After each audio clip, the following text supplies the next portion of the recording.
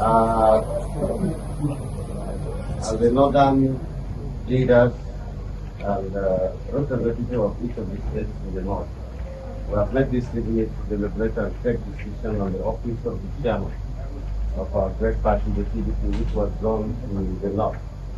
And in our meeting, we have reflected deeply and widely through consultation and going to Ibadan for our national convention.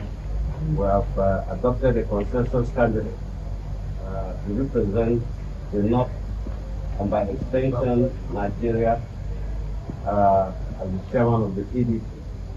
And that gentleman is Kabiru Turaki, SAS.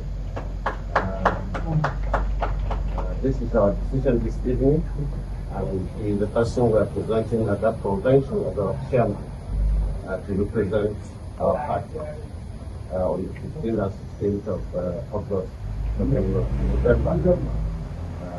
Ibadan. Okay. Your Excellency, my name is Abdurrahman Zakari. I write for the Punch newspaper.